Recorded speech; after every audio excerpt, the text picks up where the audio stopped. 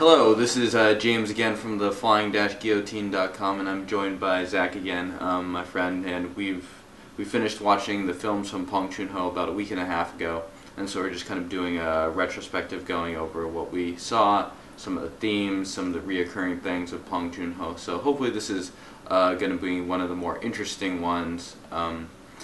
Unfortunately, the films are not as fresh in our memory as they were when we had just watched them. Like Memories of Murder, we probably watched a little bit over a month ago.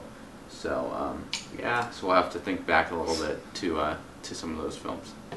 But anyways, let's hop right in. So from his works, we started out with Memories of Murder. And what were your general thoughts on that film? General thoughts? Or just...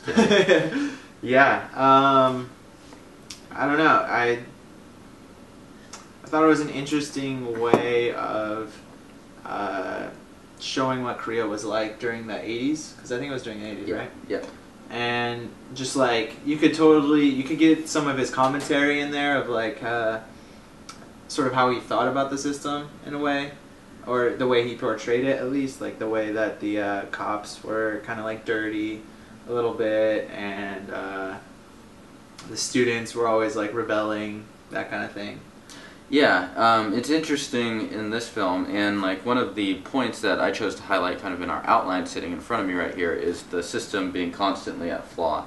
And so that's one of the themes we're going to look at kind of throughout his discography. And in Memories of Murder, it's really interesting because the characters are the system. Like, it follows the police around, and the police are the system. And so, like, you can tell he kind of has this mix of disgust for the actual system, in the sense that, like, they're not prepared, they're torturing innocent people, but at the same time, he feels for them. He has this kind of sympathetic sympathy towards them. You can kind of see the human in them at the same time. Yeah, you definitely can. So, yeah, I personally think that's one of the best. That's personally my favorite Korean film of all time, and I know it's the favorite Korean film of a lot of people that are very familiar with Korean cinema. So, so it's just a really, really good film, and I think it's a great starting point for Bong Joon-ho. And would you agree with that? I mean, yeah, you mean for someone coming in seeing it for the first time? Yeah. Yeah, I mean, it pretty much set the tone for all of his other movies. Yeah, absolutely. You could totally see him in the other movies when you started with Memories of Murder. Yeah. And so it's just a great mix of kind of humor, crime. It's a serial killer film, but it's very, very funny. It also really takes you and sets you in that place in 1980s Korea, in the Gyeonggi province, and we get to take a look at one of Korea's first serial killers, and certainly one of its most well-known. And so the next film we watched was The Host, Koimo, and this is kind of his big budget. It's his biggest budget film up until now. Right now he's directing Snowpiercer, which will be a larger budget than The Host, but this was one of the biggest budget Korean films, and it grossed the most money of any Korean film up until just recently. The Korean film The Thieves recently eclipsed it, but for 6 years it was the largest grossing Korean film, period. Wow. And what were your thoughts on this film? The Host. Yeah, it was I liked it. It was a little bit more, I would just want to say, ridiculous, because there's a monster. Yeah, absolutely. And you see it. And the family is pretty crazy itself, too. Yeah, and like the different characters in the family kind of like representing sort of different things. You have got like the student, you got the like athlete, bow and archer girl, you've got like the dad from the previous era who's always trying to like bribe people and stuff. Yeah. And then like the like main son who is like slightly retarded or mentally handicapped, and it's just like bring all that together and add a monster in Korea, and have the like daughter of the family get stolen, and boom. Yeah, this movie. The daughter, who is the most sane person. Yeah, probably the most capable. Yeah, including the authorities, of course, the U.S. government. Oh, and the Korean God, yeah. But we'll touch on that later. But I agree. The Host is probably his, well, it's one of his zanier films, and you could argue that Barking Dogs is also pretty goofy, but The Host is goofy in and he has a lot of toys to play with because it's a big budget film for Korea, and he plays with CG, and I think some really nice things. So the film we watched after that was his first debut feature film, Barking Dogs Never Bite, and after that we watched Incoherence and Influenza, but I think we're going to kind of skip over Influenza because it doesn't fit quite as neatly as some of his other films. So I think I'm going to kind of tie Barking Dogs and Incoherence together because I think there's a lot of similarities between the two, and they're kind of both early Bong Joon-ho films. Yeah, one was his student final project, and Yep. then the other one was his first project out of college. Yep. So, Yep. or his first movie he made Yep. post-college. Yep. So Incoherence was directed in 1994. It's about 25 minutes long, and you can see it on YouTube. Oh, it might be half an hour long, but you can see it on YouTube, and it's a really good short, actually. And do you want to speak a little bit about it? Sure. About like the story or what I liked about it. Or like whatever. structurally, it was Yeah, different from everything else. Too. Right, because he kind of had like, was it like 3 main stories, and they seem kind of different, but they're sort of similar, and then in the end they all tie together, and you realize that they're all kind of intertwined more than you thought. Yep. And so I mean, like that and Barking Dogs, and we talk about kind of the system constantly being a flaw in Bong Joon-ho's films. And so these ones in particular, the main characters are the system. Right, in each of those 3 stories, it's like some higher up guy who's like flawed in this way. Yeah. Like the professor is super like asks a student to go grab something in his office and realizes that he left his like porn laying out or something like that. And the cool thing is you kind of see them at their flaws before you realize who they actually are in the final segment. So you see the professor, I remember there's a shot where he's like going like this. You see him sipping his coffee, looking at something, and then it cuts behind his shoulder, and you see what he's looking at. And he's looking at a pornographic magazine. Right. So it's just kind of shows these high society members and strips away a lot of their elegances that we put in front of them and takes them off their pedestal. So it's just a really funny, clever film. Yeah. And I think that and Barking Dogs kind of have a similar tone because they're both kind of like, they both kind of maintain this more cynical distance from the characters than some of his later films do, which we feel more direct sympathy towards the characters. And Barking Dogs, what were your thoughts on that film? That one, you could really get the sense of frustration that he had, sort of through just his frustration with like the need to bribe someone, like the way that he had to maneuver through the system or whatever. You could kind of see how he was commenting on that, and was dissatisfied with that. Yeah. And so I'll give a little bit of background on Barking Dogs Never Bite, which was his debut feature film. So he had directed Incoherence in 1994. Very successful short film, but it's still just a short film. It helped to get him some kind of initial exposure, and then he basically struggled and toiled kind of at the brink of poverty for 5 years until he was finally able to direct Barking Dogs Never Bite. And Barking Dogs Never Bite was kind of a culmination of like years of frustration of trying to really break into the industry as an assistant director and then as a director, and you can feel that frustration in the film. And unfortunately for him, Barking Dogs Never Bite was definitely not a hit, and it didn't really reach the kind of exposure that he's reached today through Memories of Murder and the Host. But it's a very interesting film, I think, in his filmography, and we'll talk a little bit more about that. And so after that, we watched the film Mother, and that's what we watched a week and a half ago. Yeah. And we talked about that on the Flying Guillotine movie channel as well, so please check that out. But what were your thoughts on Mother? Mother, that was pretty intense. I thought the way that he sort of built everything up and the journey along, you're just like, oh my god, really, that just happened. And that was my thoughts on it. That was just my initial just. Yeah, it might have the largest kind of sucker punch of all of his films, just in the way that it gets you really attached to these characters and attached to their struggle until you realize that, hey, these characters are really flawed and they actually do these things, but by then it's too late. We already like these characters. we feel a lot of sympathy towards them. Yeah. And you see their side of the story, and then you're just like kind of blindsided by their flaws almost. Yeah, absolutely. And I think it's quite a good film. We're going to. So that was kind of our brief overview. And so now I think we're going to kind of dive into some of the themes, and we'll see how the structure works out. This is definitely a work in progress, and this is the first kind of podcast, videocast that we're doing. We are first going to talk about kind of how the system is at flaw, and we touched on these earlier, and kind of in his first film, Barking Dogs and Incoherence.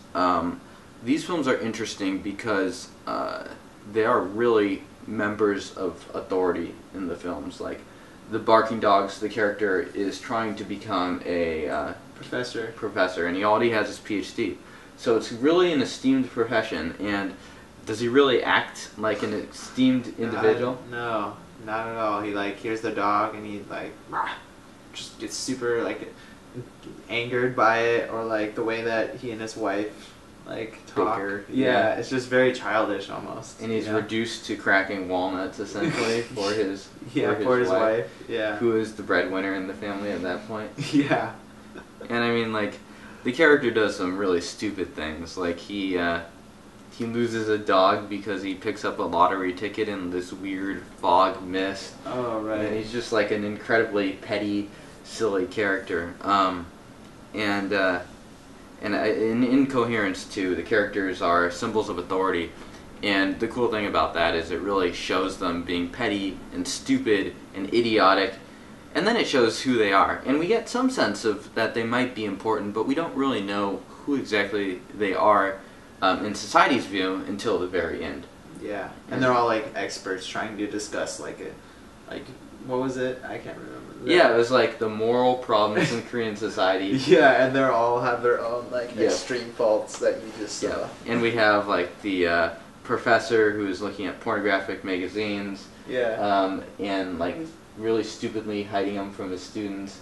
We have like the editor of the newspaper who is stealing milk and running around. Oh yeah, that guy. Yeah, and then we also have the last one? We have the drunk guy, the kicker from Memories of Murder. Oh and he's he just really needs to take a shit, and he takes a shit in the rice cooker. So it's a very and he turns out to be like a politician or something. Like, he turns out to be a lawyer or something. Yeah, and he specifically references public urination, which is certainly a very intentional reference from Bong Joon-ho. They're both, I think, good films. I don't think either one is a masterpiece at the level of some of his later stuff, but you can definitely feel kind of the roots of authority and Bong Joon-ho's distaste for it in these films. Sorry, one second. My notes are disappearing. And so they're interesting because they have kind of a slightly different take on authority than some of his later films in terms of just like the point of view that we're seeing it through. Oh yeah. Well, yeah. And so Memories of Murder, I mean, we kind of take the point of view of the authority. Yeah, that's what I was going to say. Because we're kind of getting the police perspective of it. But at the same time, there's kind of like this governing body over them that is the real oppressive force. Yeah. Yeah, so I mean, like, for instance, in Memories of Murder, like, they struggle a lot. They don't have the proper equipment. They don't have DNA equipment. Oh, yeah, they would have to send it to America or something. Yeah, and there's a point in time where they're like, oh, it's raining, and we have no idea who the killer is. They're probably going to strike. Send us men so we can help to protect these women. And there are no men to send. Yeah. Yeah. So, like, in a lot of ways, he points the finger sort of at the police, but even the guy that tortures people, you feel some sympathy towards. Yeah. And he really is pointing the finger above them at the actual authorities.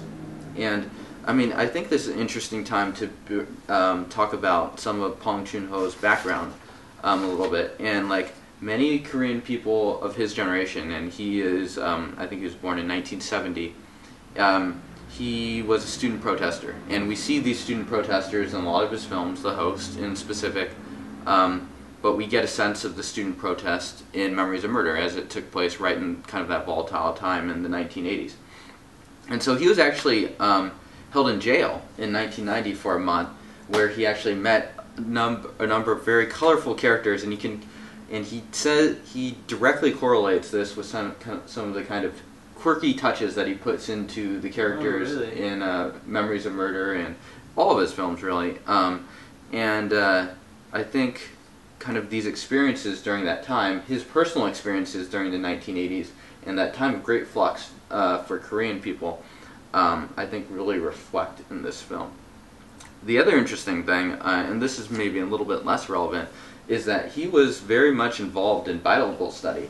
And the interesting thing about Bible study and Catholicism, which is what he practices in Korea, is that unlike perhaps our view of Catholics in the Western world, Catholics in Korea had a very progressive view. These were the people leading the student protests, which is kind of crazy. I had no idea. Yeah, so it's not like these old priests that I had to go to church to every Sunday morning. And smacking you around. It's like young people with progressive views. So it just kind of shows the weird ways that the system can put us in. But that's also kind of a tangential note a little bit. But you could see that from kind of an early age, living through that time, he kind of had a fight against the system. And I think moving forward to The Host is really where he really starts to take aim, and I think that's probably his most searing criticism of kind of the system and authority. Do you want to just from the opening scene when you see like when it was the American general, I think, was like, yeah, just pour it down the drain, pour this crazy chemical bad down the drain, and the guy's like, oh really, like this is probably bad, right? He's like, no, it's fine, yeah. Yep. And that's a direct influence it's to the McFarlane incident, which is of course the only real incident in the fantastical film that The Host is, but which is where a American military scientist had them dump toxic chemicals directly into the Han River. Oh wow. Yeah.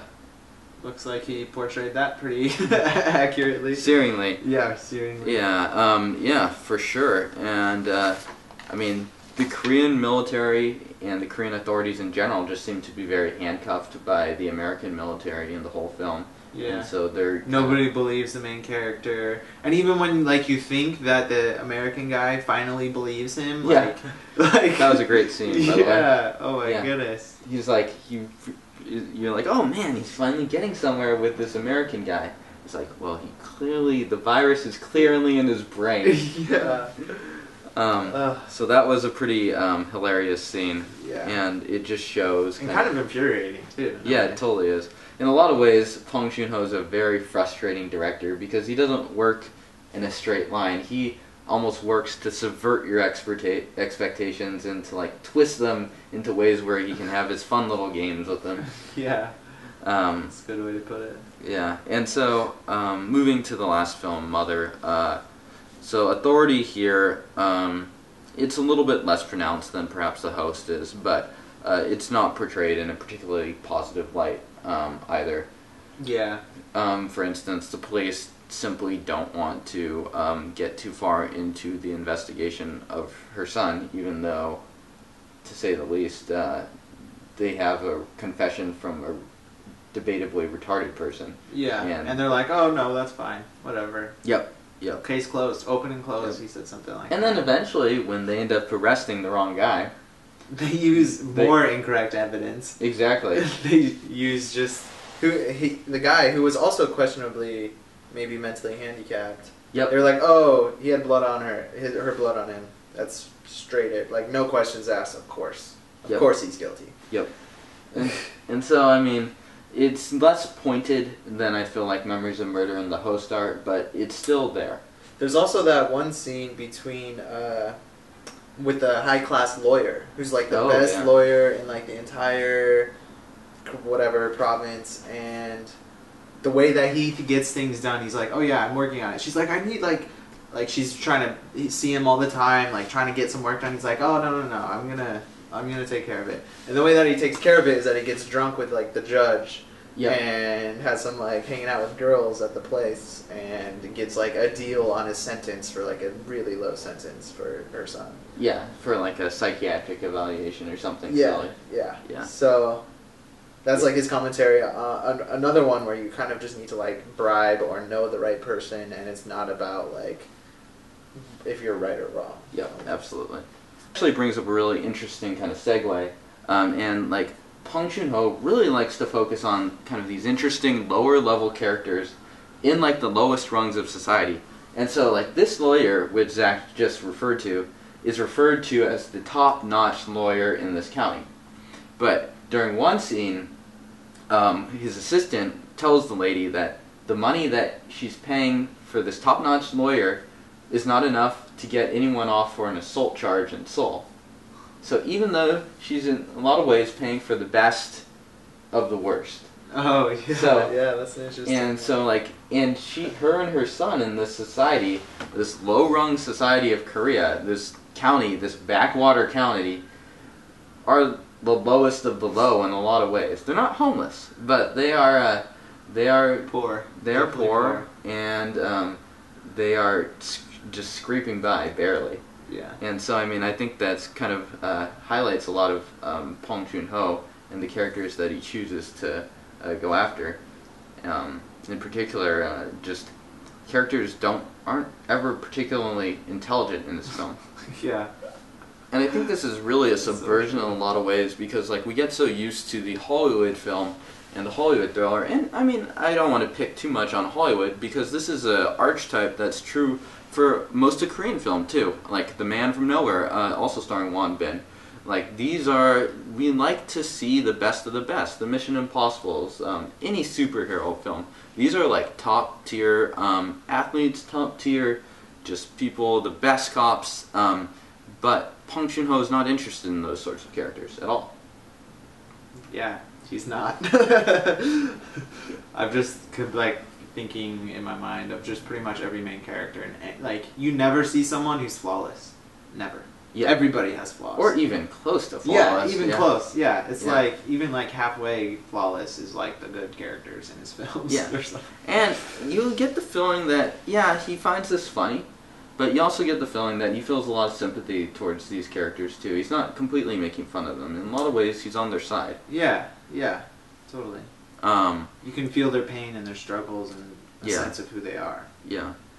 And, so, I mean, for Memories of Murder, the police detectives, especially the first couple, are really, really not very smart. Oh, yeah. That first crime scene when, like, everybody's running everywhere and he's like, no, wait, like, stop, no, don't step on the footprint. He's just like trying to stop the car, and the car won't stop, and it runs over the footprint. That was like their only connection to. Yeah, that was a great killer. scene, and I mean that one is just so wonderfully detailed. Like we see it's like one shot, and we see that happen, and we also see people repeatedly falling down that hill. It's like, where the hell is the forensics team? Yeah. And then we see the tractor run over, and then the forensics team arrives. They're like, we're here, and then they fall down the hill. Yeah. And just like, wow, this is not a slick operation at all. Yeah. Like, they just don't know what they're doing. And the hilarious thing is he almost directly references it in Mother when they're like, when they have a forensics team, and it's almost an afterthought in the sense they're like, oh, where's the forensics team? Oh, they're here. They're really good these days. They watch a lot of CSI. Yeah. So yeah, I mean, he just is able to put, like, that scene is like utterly horrific if you want the murderer to be caught, but it's also very, very funny. Yeah. Just seeing the cops frolic around and roll down the hill, or even the scene where they replicate the murder in Memories of Murder. Is that like a Korean thing where they like have the murderer go back, or like who they think, like they have someone in custody who they think it is, they have them go back and like act it out? Yeah, so I don't know if that's a Korean thing or if that's a Bong Joon-ho thing, but it reoccurs, of course, in Mother, what she's talking about, which also is played up more for comedy, where the mannequin's head just constantly is falling off. In Memories of Murder, the character is just a dude that looks like a dude dressed up in a dress, and they're like replicating the scene, and it's just silly, complete farce. Yeah, just silly. I don't know how else to put it. Yeah. And it ends up with them chasing the retarded suspect, and beating him effectively. Yeah. So it's a interesting scene, and I mean, like, even the cop that comes from Seoul, who is maybe he's the most intelligent Bong Joon-ho. Oh yeah, that No, guy. Well, at the end though, yeah, that's true. he kind of loses control a little bit. Yeah, and the girl from The Host was also pretty smart. Oh yeah, the little girl. Yeah, yeah, she was. But he might be the smartest character above 15 in the Bong Joon-ho film. But regardless, even he is highly flawed, and he's by no means a superhero cop. He just is employing regular. He just methods. is someone who has common sense, Yeah. basically. Yeah, and I mean, he's nothing special, but he wants to catch the killer, and he does his best. And like, you can still see that even the Song Kang-ho character, who is the main cop, the chubby, slightly mentally not mentally challenged, but mentally slow cop in Memories of Murder, is catching on to a lot of these techniques, and you get the feeling that he just hasn't been exposed to them, and it's not his fault that he hasn't been trained properly in a lot of ways. It's more of the system's fault, because like, he's perfectly capable of learning these techniques, and you get the feeling that the system is the one that Bong Joon-ho is kind of pointing at. Yeah. And so perhaps the best place where we get to see these low-life characters is, of course, The Host, which also has very symbolic characters, as Zach pointed out earlier. And like, if you watch The Host audio commentary, which is a great audio commentary with Bong Joon-ho and Tony Raines, Bong Joon-ho refers to the family as a loser family. And he says he likes these types of characters, and like, the whole family is just a bunch of goofballs, other than the young girl who's kidnapped at the very beginning. Mm-hmm. And and it's just like, where do you see this? Where do you, like, if you see a disaster film, if you see Armageddon, if you see any of these disaster films, you got like the best of the best people doing this. Instead, we got like this screwed up family. The college dropout who just drinks a lot or whatever. Yep. The like Olympic athlete who can't win. Who isn't clutch. Yeah. Yeah. And I mean, the other cool thing about this is like, the other character who you don't hear talked about that much, the monster, is kind of weird too. Yeah, like normally the monster is supposed to be this like somehow all-knowing thing that like always knows where the enemy's coming out and just like pops out of the shadows, eats them, and then comes back. But you see him like flopping around, like running around the city. He like falls down. Yeah, tripping on stuff. Tripping, a reoccurring theme in a Bong Joon-ho film. Yeah, so like even the monster's flawed. It's not even a perfect monster. Yeah, it's a flawed family trying to catch a flawed monster, is what The Host is. And a lot of people don't realize that, and I've heard a lot of people come to me and say, wow, The Host is a weird film, it was unintentionally very funny, but this is very much deliberately and intentionally funny. Yeah, when you're talking about humor just for a second, I just remember that scene when they're like mourning the loss of their child. Yeah. And then they just like... Yeah. I don't even know how to... They just like start like falling and crying and like... just... It's like hard not to laugh, right? But then you feel bad because you're laughing because they're so sad, but they're so sad that they're acting like ridiculous. And he mixes those emotions so seamlessly, and it's nothing quite like what I've seen in an American film. And like, I actually had the pleasure of watching The Host in theaters when it came to the U.S. in 2006, 2007. And that scene is like the first scene that you're like, oh my god, this is like, you feel really sad, and then all of a sudden you just start laughing, and you're like hesitant because you're like, and then everyone in the theater started laughing, and it was like a very, very, is one of the strangest moments I've had in theaters, and it was pretty awesome, I gotta say. And it was just, and from that moment on, The Host had me hooked in that theatrical screening, and it's still one of my favorite theatrical screenings of films I've seen. And so, yeah, that's a fantastic scene to point out because it's just like such an unusual scene and really just mixes a ton of just emotions that are not normally mixed in films. Yeah. Moving to the next topic, misrecognition, coincidence, repetition, and small details. And this is in a lot of ways just kind of like the small details that we see in a Bong Joon-ho film. And like, he is a director, and you particularly see this in Mother, that plans his details out to a T. And his films are just wonderfully, tightly constructed and detailed. And one has to wonder, like, if something goes weird in a film and he has to cut like a complete section, it seems like it would knock the film completely off. So I don't know. She's one of the most tightest directors, and Mother is one of the tightest films I've seen in a while. And so we're going to talk a little bit about that. And so I think misrecognition plays kind of a big part in kind of moving his plots around. Misrecognition and coincidence. For instance, in Barking Dogs, the Pei Tuna character, who is the female in Barking Dogs Never Bite, who kind of has these delusions of glory, she recognizes the actual dog killer, who is, of course, the main PhD. Oh, right. She sees the guy on the roof and then starts chasing a different guy. Yep, and she, like, wants to, and she, like, agrees to help this guy. She's like, man, I'll kill this guy. Yeah. And she's talking to the guy that did it. And so, like, things like that play a big role in his films, and they're kind of like, I guess it's kind of irony in a lot of ways, and it's kind of his attempt. And a lot of the misrecognitions and coincidences he plays are very ridiculous, but they play out very naturally in his films, and I think that's kind of a testament to his strength as a director. Another one in Incoherence is where the woman misrecognizes the guy that's delivering papers as the milk stiller. Oh yeah, who was it? The kind of the guy with glasses and the tracksuit that runs around. Yeah, that guy was like basically just sitting down, drinking some milk, and even as a viewer, you think that it's his milk, right? Like I thought, like when I saw it, I just thought he stopped by his house and was drinking some milk. Yeah.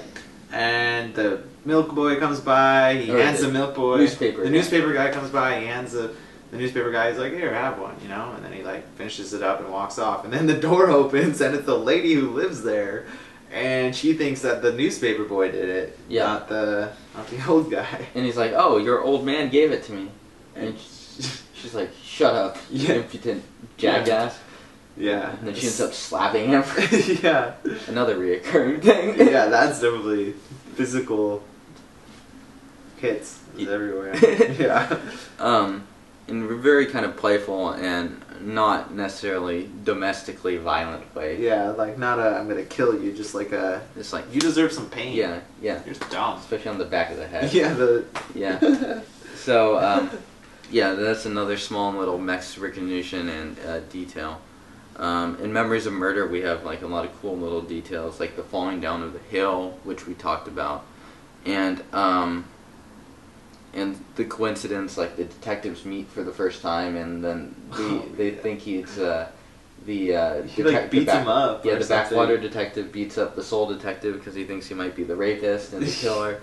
Yeah. And that's pretty funny. Yeah. And then he had to drive him into the station.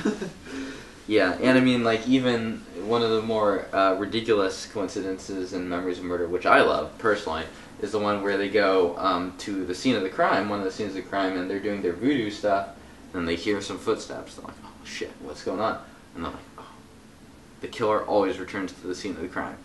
And so they run off, and then who shows up? It's the other detective. The sole detective, yeah. Who just is sitting there smoking a cigarette. They comment on how stylish he is. And then he hears footsteps, and he runs off to the other side. And then we get another guy come, and then he starts masturbating to a woman's clothes, and the three of them end up trying to jump the guy and take him in, and it kind of starts to this whole chase scene. But it's like a scene that would be not out of place at like a very early comedy. Yeah. And it's like really ridiculous, but he chooses to put it into this very serious serial killer film based off real life murders. Yeah, interesting. And he can just do that. Like it's like kind of silly, but at the same time, like you're totally hooked in it and like want to see what happens next. Yeah. And I mean, like, his attention to detail is just extraordinary in Mary's Murder. For instance, like, over the course of, like, especially when the soul cop comes, we start to realize that, hey, these women have red clothes, and there's rain. And then, slowly, without even realizing it, and I definitely didn't realize this the first time I watched Memories of Murder, he removes those details. Like, we see a woman who has a red coat on, and she's about to leave outside. It's raining outside. Okay, it's raining. She has a red coat. She's a logical person to target. And then she puts her red coat away. And we're like, oh, okay. She's safe. What happens? She still gets murdered. Yeah, she dies. Yeah. And then it continues on, and the last murder takes place when it's not even raining, and to a young girl that's not in red. Yeah. And, like, he doesn't point attention to those details, but they are definitely planned out. Interesting. And it's interesting. They're really interesting little details, and I wonder if that was perhaps based off real life. I don't know. But it's certainly details that he's aware of and he deliberately puts in. The host, some other cool ones. He misrecognizes his own daughter at the beginning, and he ends up grabbing the hand of the other girl. Yeah, and so it's ridiculous. And that, of course, triggers the entire plot. Without that little detail, you don't have the whole film. Yeah. And, like, there's, like, when they end up escaping from the hospital, the news headline that we see is "Master Archer Escapes." Oh, really? I don't remember that. Yeah, it's a funny little detail with the media, because the media is just, you can see how the media kind of twists this thing to its own beast that they want it to be, which is more about, like, this big celebrity in the family, even though she's, like, more or less the most minor character that actually escapes from the hospital or the quarantine area.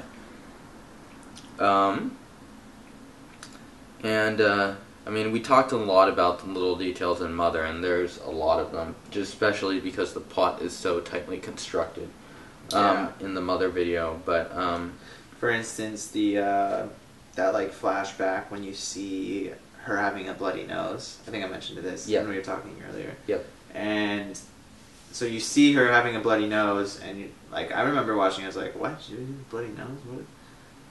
Okay, and then the plot moves on, and, like, you see the mother going back to trying to solve the quest or whatever, and then later when the like new killer gets found, there's blood on his shirt, and it's her blood, and so the police just take it as like, oh, definitely guilty, that's him.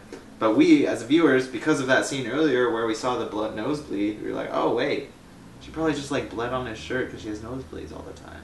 Yep. So it's kind of one of those things where, like, he could have just left that out, maybe, but, like, the fact that he left it in, it's just, like, it's such... Yeah. And it was subtle, too. It wasn't, like, super obvious, like, oh, look, she's always nosebleeding all the time, and then you find, you know, it's like, he just has that touch that it's hard to put a finger on, but... Yeah, and it's nicely subtle. It's a very gentle touch, and you just see those details later. And then you go on the IMDb message boards and you realize how stupid people are. You're like, who was the actual killer in this film? And it's like, it could not be clearer who the actual killer is. It's like, I have proof that Won Bin's friend was the actual killer, and this is why. And then it lists like 7 completely silly reasons to why his friend would be the killer. And it's just like, you guys are not watching the same film.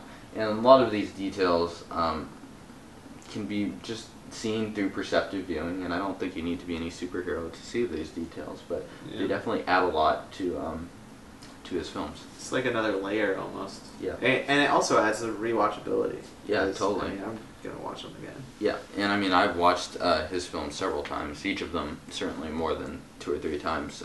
So they are fantastic films to rewatch. So I recommend. This is a great kind of videocast to watch after you've seen them for the first time. You start to realize some of these hidden layers that we talk about.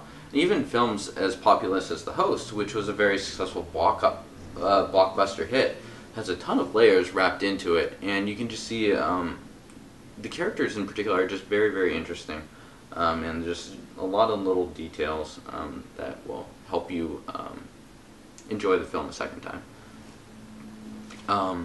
And so another one in Mother, and I think you pointed out this last time, is just like the detail of parental responsibility in the sense that she is directly responsible for her son's reduced mental condition. Mm-hmm. And yeah, and that's shown. We see scenes where he's holding up like a bottle of poison, and then we eventually realize when he eventually remembers that it was detail. his mom who tried to kill them both. Yep. It's crazy. And so it adds kind of a layer of guilt onto his mother's character. And yeah, that's like kind of the blindsided thing that I was talking about, where you're like, Yep. oh my god, like she was responsible for all, like this could have all been avoided if she had been, Yep. if she hadn't have done that. Yeah, You know? it It's makes like, their relationship very complex. Yeah. And I mean, do we hold her to full responsibility? Probably not. She's still a very sympathetic character, and Yeah. like she does some stuff for her son, and like you can tell she loves him, yep, and that she feels bad about what she did. yeah. And in the end, they end up being equals, a murdering family in a lot of ways. Yeah. Like very unintentionally, and probably one of the least likely families that you'd expect to be murderous in some sense, a mentally handicapped son. And the like apothecary mother Yep. type. Yep, exactly. Cool. So, I mean, that kind of covers all of his films, and so I have a lot of random notes on stuff that might be kind of general interest. And so I'm going to talk a little bit about kind of the influences of Bong Joon-ho, and he specifically listed a couple of Japanese directors as major influences on his career, or on, well, major influences, but also film directors that he just enjoys. So, in particular, he lists two Japanese directors, Kurosawa Kiyoshi and Imamura Shoei.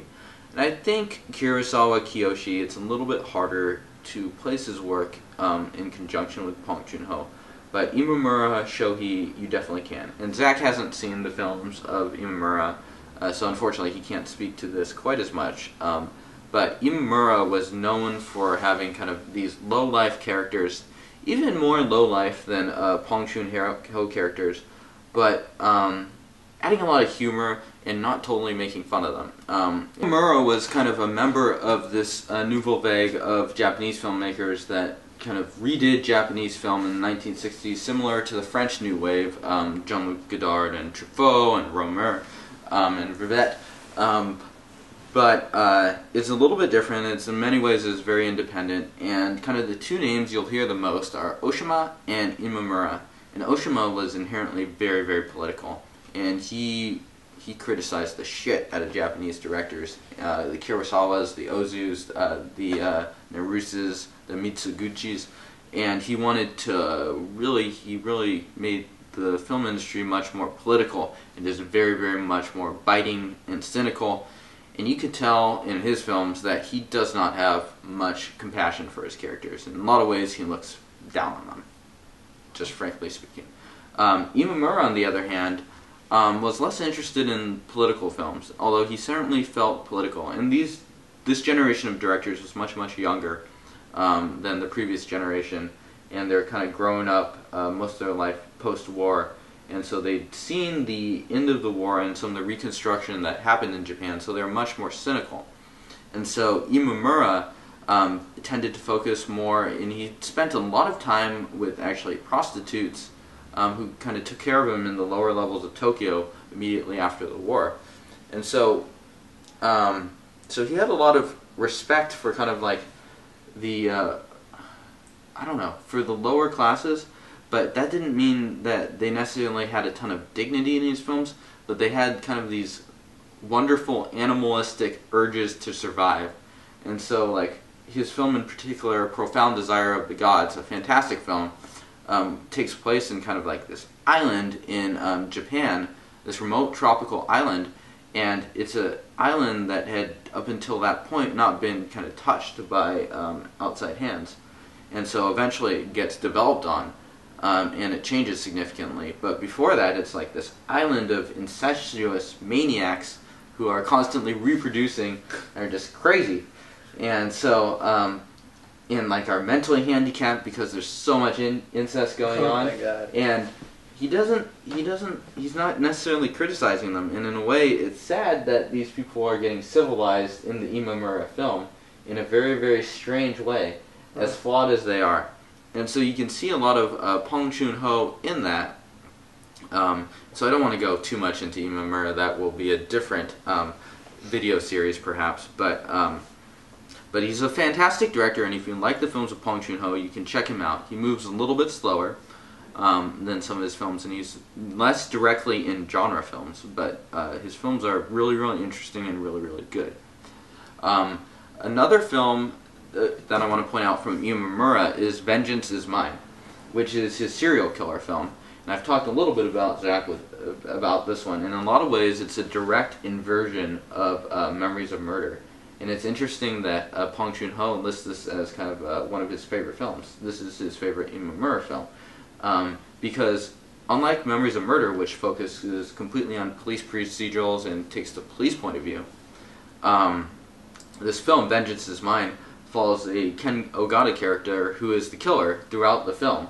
And it's more of a biopic on his particular character.